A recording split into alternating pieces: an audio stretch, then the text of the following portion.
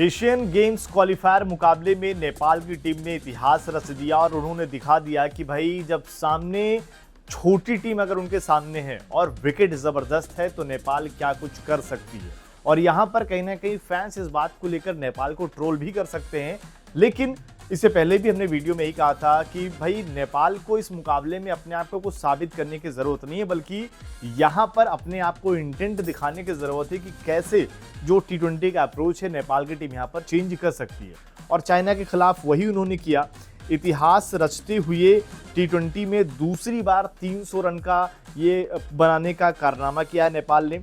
2 बार 300 बनाने वाली ये पहली टीम बन चुकी है। एक पारी में 29 छक्के लगे हैं।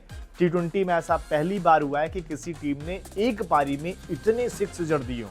इसके अलावा कुशल भुरतल ने एक ओवर में 6 छक्के जड़ दिए, ये भी अपने आप पर रिकॉर्ड है। और ये भी नेपाल के लिए इससे पहले दीपेंद्र सिंह अरी ने किया था, वो भी एशियन गेम्स के मुकाबले में किया था। ये क्वालिफायर मुकाबले में यहाँ पर कुशल मल्ला ने कर दिया।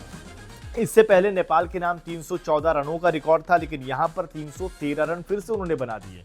और यही दिखाता है कि ये टीम कहीं ना कहीं इनके पास इंटेंट की कमी नहीं है, बल्कि सामने वाली टीमों को देखकर कहीं ना कहीं ये टीम घबराती जरूर है। प्रदर्शन पर आएंगे, लेकिन इस मुकाबले में अगर आप देखेंगे कुशल मल्ला जो इससे पहले भी जब नेपाल ने 300 प्लस बनाए थे, ये खिलाड़ी स्क्वाड में था। 34 गेंदों पर शतक वहां पर भी इस खिलाड़ी ने जड़ा था, यहां पर शतक नहीं जड़ा, लेकिन जबरदस्त पारी खेली। इसीलिए बार बार नेपाल के फैंस इस खिलाड़ी की वकालत करते हैं कि यार ये खिलाड़ी टीम में रहना चाहिए, इसके पास वो इंटेंट है, वो क्लास है। इस मुकाबले की अगर बात करें तो कुशल भुरतल ने शानदार शुरुआत दी। कुशल भुरतल 43 गेंदों पर 129 रन की पारी, 5 चौके और 16 छक्के जड़ते हैं, जिसमें एक ही ओवर में इन्होंने 6 छक्के जड़ दिए।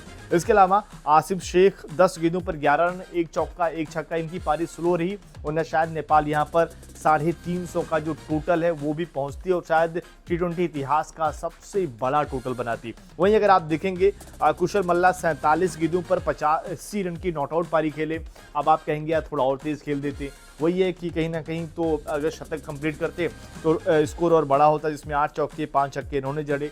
वहीं रोहित पटेल जो T20 के पहले कप्तान थे, लेकिन अब दीपेंद्र सिंह अरी हैं, इन्होंने भी कमाल का प्रदर्शन करते हुए 21 गेंदों पर नाबाद 69 रनों की पारी खेली, जिसमें 5 चौके और 7 छक्के शामिल थे। चाइना के सभी गेंदबाजों की यहाँ पर कुटाई हुई और उम्मीद भी यही थी कि चाइना कहाँ नेपाल की टक्कर ले पाएगी, लेकिन कहीं ना कहीं नेपाल के लिहाज से अगर आप देखें, ये जो क्वालिफायर वाले मुकाबले हैं ये तो क्वालिफाई इनको करना ही है, लेकिन चैलेंज इससे आगे आएगा कि जब इनके मुकाबले सेमीफाइनल में होंगे या फिर फाइनल में थोड़ी मजबूत टीम, ऐसा नहीं कि बहुत ज़्यादा यहाँ मजबूत दिखेगी, लेकिन जब एशियन गेम्स में आएंगे वहाँ पर आपको इंडिया मिलेगी, वहाँ पर आपको पाकिस्तान की टीम भी मिलेगी, वहाँ पर आपको थोड़ी बेहतर टीमें दिखेंगी। वहाँ पर आप कैसा प्रदर्शन करते हैं ये देखने वाली बात होगी, क्योंकि नेपाल तो हर किसी को पता है कि यहाँ पर अगर आप देखेंगे ऐसे मुकाबलों में तो ये सामने वाली टीम को पूरी तरीके से रगड़ कर रख देने वाले हैं। लेकिन यहाँ पर बात यही होने वाली है कि इंटेंट कैसा रहा है। चाहे वो कुशल भुरतल की बात करें, ओपनिंग बैटर क्लास खिलाड़ी हैं, हमेशा कहीं ना कहीं एक बेहतर शुरुआत देते हैं, लेकिन जो एक सवाल फैंस के जहन में रहता है कि कुशल भुरतल कहीं ना कहीं वो जो कंसिस्टेंसी की बात करते हैं वहाँ पर मात खा जाते हैं। और लेकिन यहाँ पर सामने छोटी टीम थी तो कोई घबराहट वाली बात ही नहीं थी, और आपने पारी देख ली कैसा रिकॉर्ड तोड़ पारी खेल दी कि ऐसा एक ओवर में 6 छक्के जड़ने वाले नेपाल के वो दूसरे खिलाड़ी बन गए।